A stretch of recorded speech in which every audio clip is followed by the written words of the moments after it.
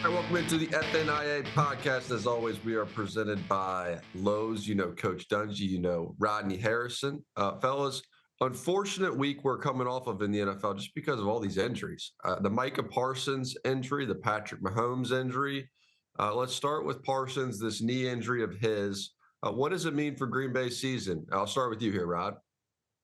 Well, Mike was playing some of his best football. You could tell the guy was getting very comfortable within that system. They started moving him around, using him in different ways. And to me, Jack, this is a devastating injury because he was that intimidation factor on the defensive side of the ball. You look at the speed of that defense when he's out there, and it is just the fastest defense coach that I've seen. And he just forces the entire offense to have to design a game plan around stopping him. Coach, I think this is devastating for their defense. Yeah, I really do. You feel bad for Micah, the individual, no question about it. And he'll come back and bounce back and work hard in rehab. But to me, this changes the entire dialogue of the NFC playoff picture. I thought Green Bay was going to win the North. Big game coming up this week. And I thought he was the one that put them over the top. Without him, I think they're going to have a difficult time. And this changes, to me, the whole complexion of the NFC. I have to agree, Coach. And to me, also, it takes a lot out of you emotionally as a defense because, you used to having that guy around. Then all of a sudden you look up and you don't have the heart and soul of your defense, but also it affects your secondary. Those secondary guys, they were really enjoying the fact that, they didn't have to cover for so long. So it affects everybody out there, Jack. Yeah, you have a good defense. That really has one catalyst. And I go back to our Super Bowl year of '06. Bob Sanders played 4 games in the regular season and was dynamite in the playoffs. If we hadn't had Bob Sanders in the playoffs, we don't have a Super Bowl ring right now. I promise you that. Yeah, and Jack, my last point would be about this is, when you look at like a Rashawn Gary, when he's in there by himself without Micah Parsons, no offensive coordinator is changing the game plan for him. But when Micah Parsons in there, your whole entire game plan revolves around blocking one guy. That's the biggest difference right there. Yeah.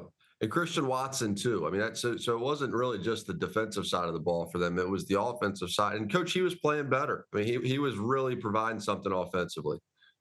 He is a big spark for them. Hopefully he can get back. It sounds like he may be able to get back later on in the season. But for this big game, not having Parsons and Watson, I really don't see how they can win this game. I'll be shocked if they beat the Bears. I agree, Coach. It's amazing how often we get to this point in the year, and you may think at week 15, oh, this is the best team in the NFL. This is the best team in the NFL. And there is going to be some injuries down the stretch, these last handful of games, that is going to change everything by the time that we get to the playoff picture. Let's get to Patrick Mahomes. It was the ACL as well as the LCL. So it was a couple of things within that knee. He already had the operation. Coach, how do you view Patrick Mahomes? How do you view Kansas City moving into 2026? Well, I actually think they're going to be fine. I've seen this happen before in a couple of cases. Rodney, you guys had it with Tom Brady and an ACL. He's going to work hard. They know how Patrick Mahomes is going to work. He'll be back. The question is, how do you structure the rest of your team and how do you rebuild for 2026? And I think the Chiefs just have to do that. They've got to reload and get ready, but I think they can. I agree with you, Coach. And don't sleep on the Chiefs. I mean, they've always been able to find good players. And with Patrick Mahomes, like you talked about, he's going to work hard. He's going to come back within that 9 or 10 month period, and he's going to be perfectly fine. I think it puts a little bit more pressure on Andy Reid to be less Patrick Mahomes and start, really impacting the entire team, if you know what I mean, Coach. Yeah, I can go back to when I joined the Steelers. They had won 2 Super Bowls. We're building a dynasty. 1976 season had a lot of injuries. Bradshaw, our quarterback, missed 9 games, and it wasn't the same team. The next year, we had contract holdouts, got knocked out of the playoffs early. Not the same team. Oh, the Steelers are done. Not so fast. Everybody came back in 1978. We went 14-2, won a Super Bowl, won another Super Bowl the next year. Kansas City can do the same thing. And guys, Andy Reid ain't going nowhere. You got Patrick Mahomes. Andy Reid would be absolutely crazy to leave Patrick Mahomes in his prime.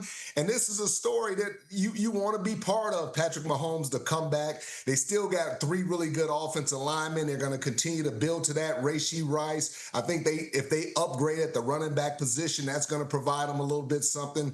And they're going to retool on defense. The Kansas City Chiefs are going to be perfectly fine. Don't worry about them. Yeah, I agree. This is not the end of the we're never going to hear from the Chiefs again. Yeah, they're going to have to do some recycling, but they're going to be just fine. So reload where? Reload how? Chris Jones is still going to be under contract. Travis Kelce is going to be one of those questions they're just going to have to answer on both sides. In all likelihood, it kind of feels like this may be it, but who knows? Travis has hinted that he does not want to leave. Coach, when you look at the roster, what do they need that they were lacking this year?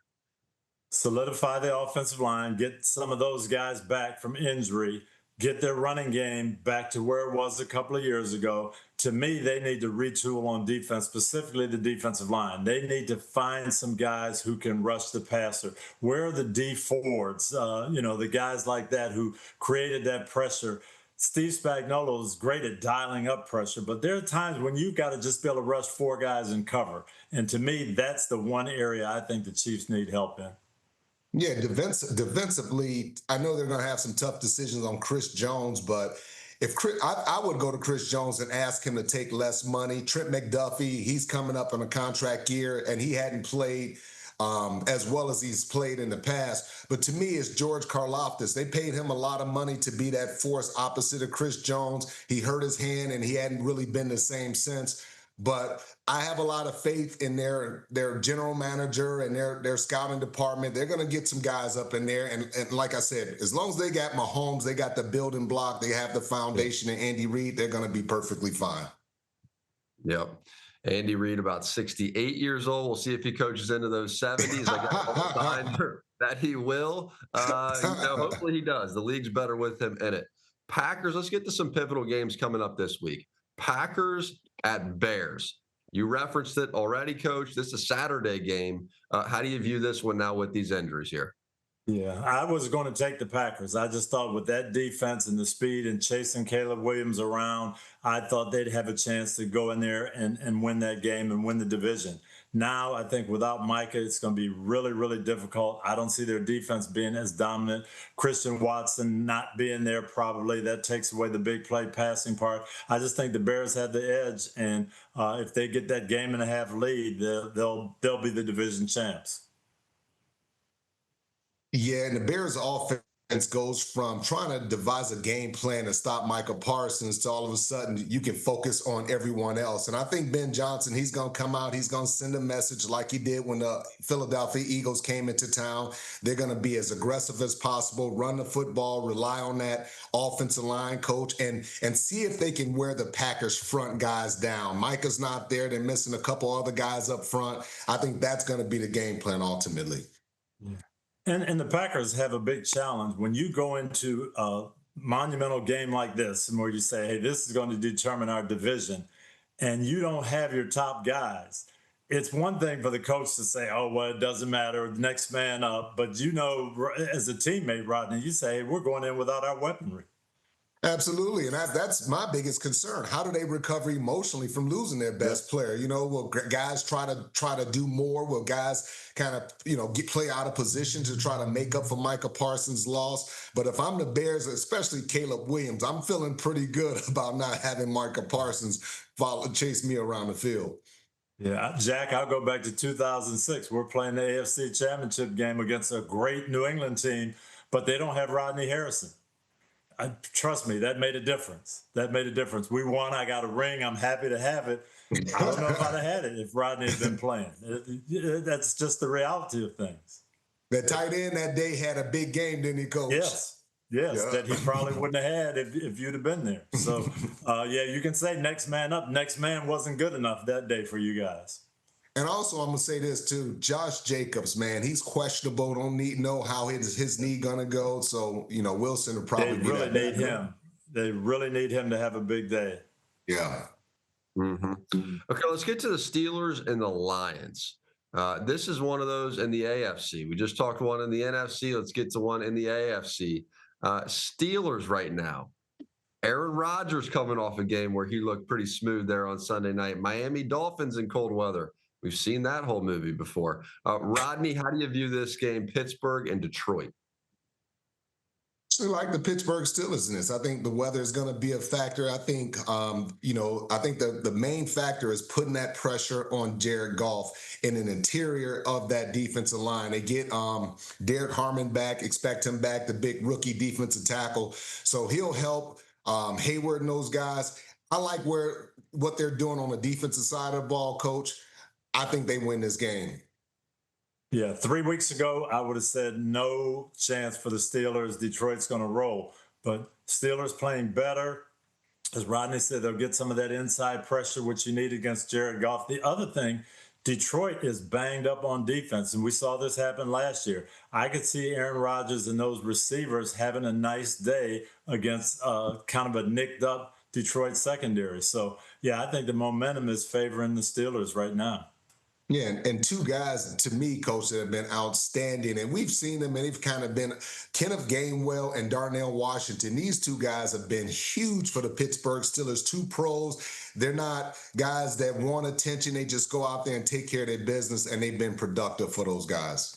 Yeah, we've seen Aaron Rodgers over the years with his favorite guys and say, I really want Randall Cobb. I want this guy with me. Well, he seems to have that with Gainwell. Getting the ball in the right times, right places, running game, throwing the ball to him, and he's delivered. In the last 2 weeks, he's been outstanding, and I look for him to get the ball in those big situations for sure. And Coach, the guy that I'm just really excited about, Jalen Ramsey. I knew that he was going to make a successful transition from corner to safety. I've seen it with Charles Woodson, Rod Woodson, all those great players, man. But just the toughness that he's bringing back to that secondary, the attitude, I absolutely love it. Yeah. And one other guy to keep an eye on, Marquez Valdez-Scantling. Okay, we saw him make one big catch the other night. Again, this is a secondary that's a little bit banged up. Rodgers likes him. Can I get him just that one matchup, that one deep shot at the right time? I would look for him to make a critical play as well. Coach, I think that's an excellent point because he can catch you falling asleep, because he's big, he's a fast guy, and all it takes is one play to really bust open the game, and that's what they're looking for from him, Jack. Detroit loves the man coverage, so at some point I'm going to get him somewhere on the field in a man-to-man matchup that I like, take that deep shot, and see if I can score a touchdown. So we're heated up on the Pittsburgh Steelers, no doubt. The Lions. Oh, no. Let's fire Mike Tomlin. Now, we got to fire Mike Tomlin. He's terrible. Coach Tom would say for at least the next 5 or 6 days, Coach. What about Detroit? What about Detroit? Are we cooled off on the Lions, or is it just this matchup in particular we like the Steelers more? I'll start with you, Coach. No, I think it's the injuries on defense. We saw it happen last year. They're not as dominant on defense, and that is a problem. Offensively, they're going to put some points on the board, no doubt about it. I just don't know if they're good enough on defense with their injuries to stop people.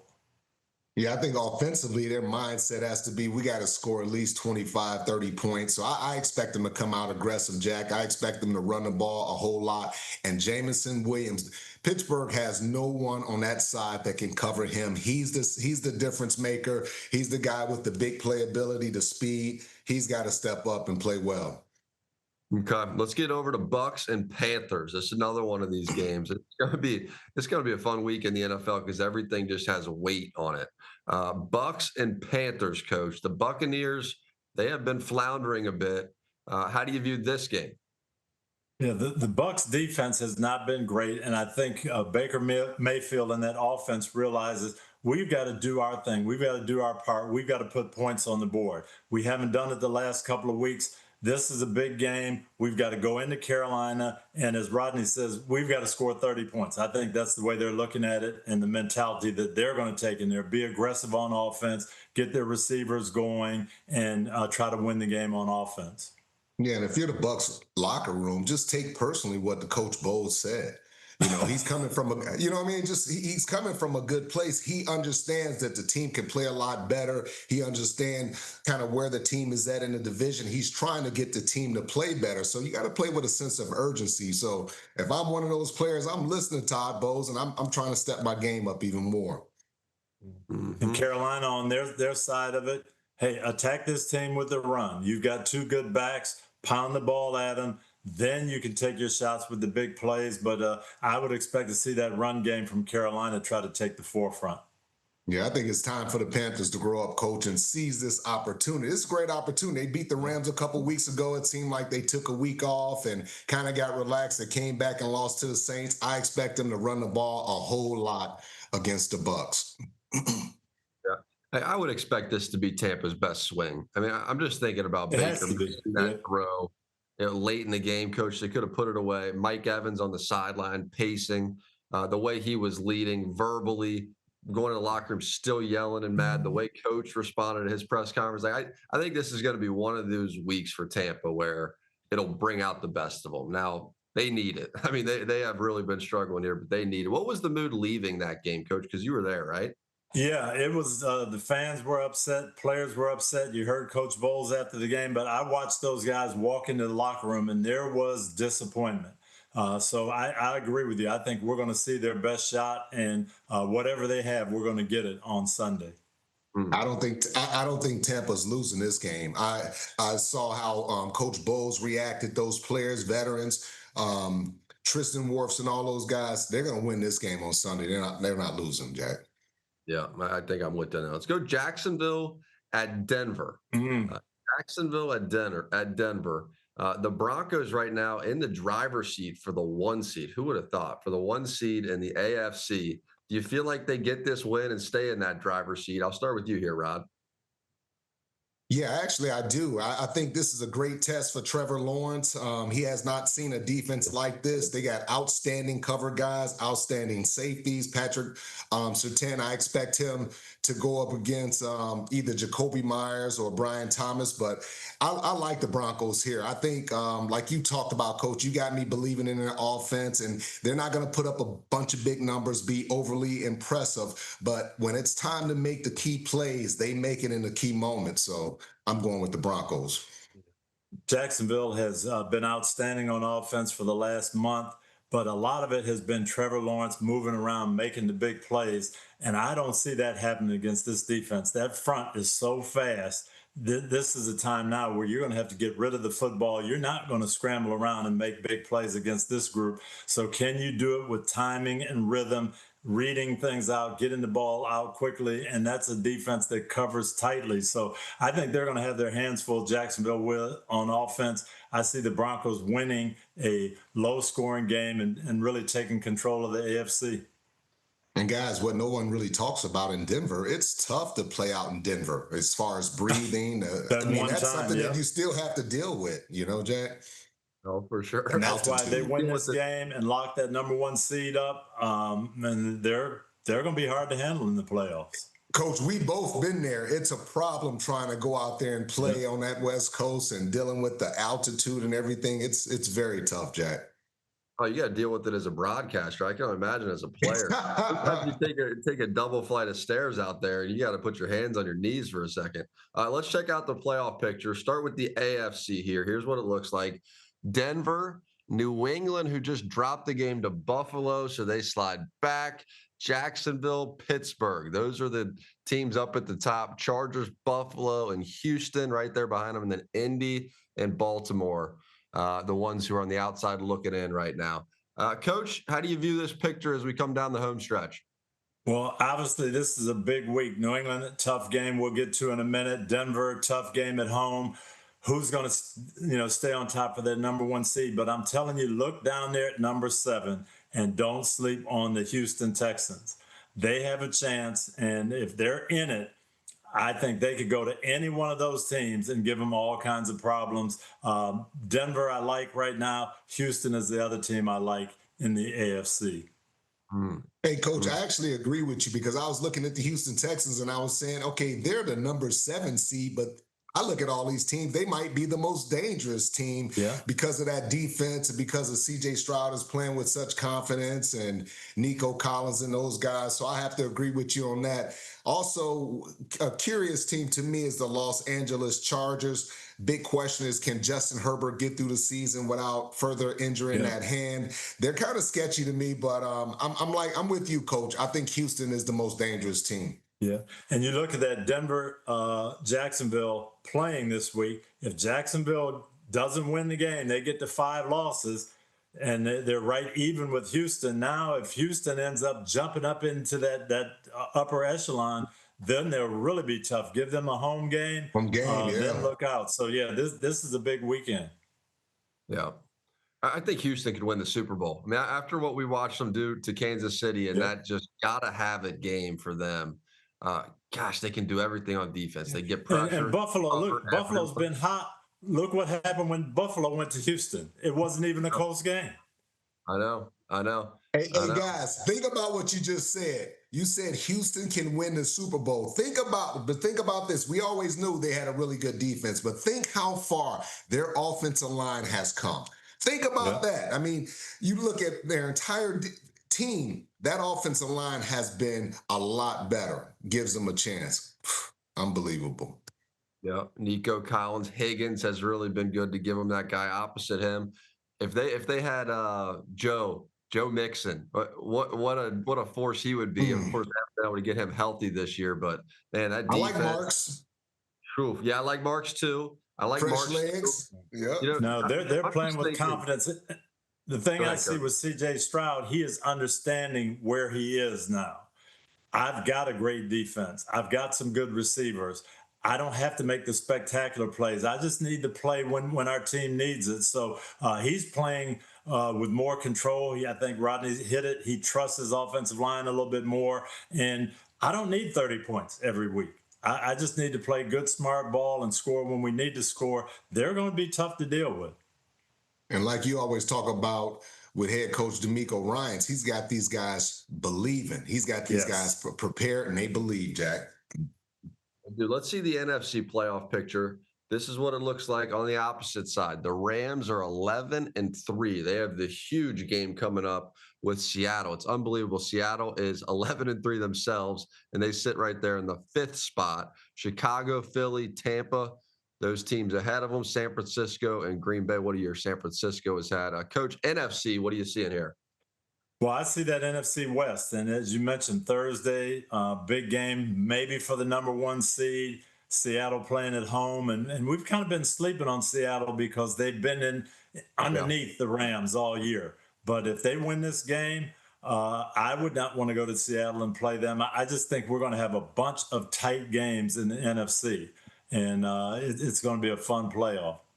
Coach, I don't think we've been sleeping on Seattle. I think we've been giving Seattle their props. I think we've been giving them a lot of props in terms of their defense. The biggest question that we have is, what will Sam Darnold look like when that pressure comes in the playoff? We know they're going to win a bunch of regular season games. That's the biggest question. Can he handle the pressure? He's got a great defense. He doesn't have to do a whole lot, but we'll see what happens. Yeah, I wonder if Seattle is catching the Rams just at the right time without Devontae Adams, because he had that big pull up, and Coach McVay really has become dependent on Devontae Adams throughout the course of this year in the red zone, but really all over the field. He really likes that player. Yeah, this is a tough situation for the Rams. Short week, you've got to travel on a short week, and your #2 receiver who you rely on in the red zone is out. So Sean McVay is going to be tested. He's a great coach. He'll dial up some big time things to make up for that. But that's a lot going into a big game. It definitely you got to prove that you're the #1 seed, and this is how you prove it. You go through adversity. You got to go on the road. You know, it looks bleak. Go on the road and prove that you're that #1 seed. Mm-hmm. All right, let's get to Sunday Night Football. This was a flex. This was a good flex. The Patriots. Oh, thank you. The Patriots and the Ravens. You don't have to see the Bengals this week, or the Dolphins for that matter. The Patriots at the Ravens. Rodney, I'm going to start with you on this one. Ravens been looking better. Pat's coming off a loss. The matchup, what do you think? Yeah, and I think Vrabel has the right attitude. I know it was a disappointment, but I think this is probably the best thing that happened to the Patriots. And some of their players even talked about it. We're more focused on a practice field. We're more focused in the meeting room. They were just kind of going along. They got up 21-0. And remember, Coach Sunday, I said they got a little complacent when they got up 21-0. He was like, well, maybe they didn't. But in actuality, they did because they had been winning so many games. I think the Patriots get back on track. Mike Vrabel, this is the reason why he coaches. He loves overcoming adversity. He loves, having the players build their confidence. I think they win on the road, Coach. Yeah, this is definitely a show me game. And all year, we've been kind of riding the Patriots. They're doing everything right. They're really building. And then they had this home game against Buffalo where you've got a chance to kind of slam the door, and they don't do it. So now our doubts are there. Well, they can shut up the doubters. They can go in on the road in a tough game and win it. I think the key to me will be not Lamar Jackson, not Drake May. It's going to be Derrick Henry. Will they use him? And if they use him, can the Patriots stop him? And I would say this, Coach, and I agree with you 100%. You look at the Patriots on the defensive line, they got nothing but 300-pounders, and then they have Harold Landry, who's 250 pounds, soaking wet, if he's that. So I expect Derrick Henry, a lot of dose of him running the ball right at Harold Landry in that defense. Yeah, yeah.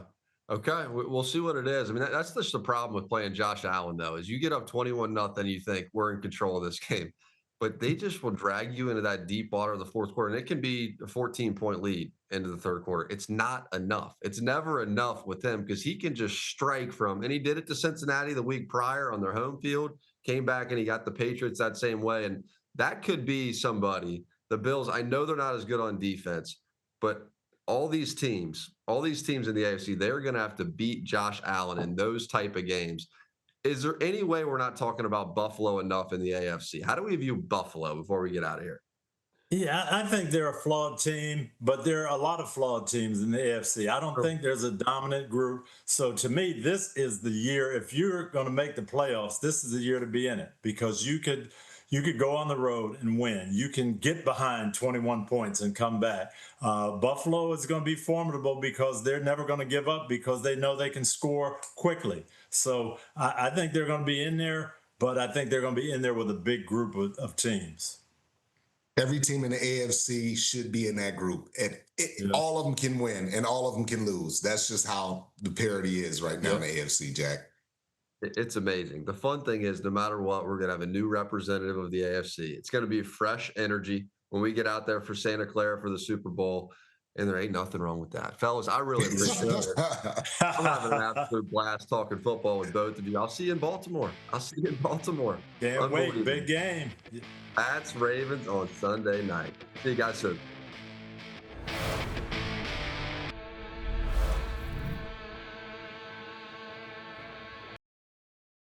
Hi, I'm Mike Tirico, and thanks for watching.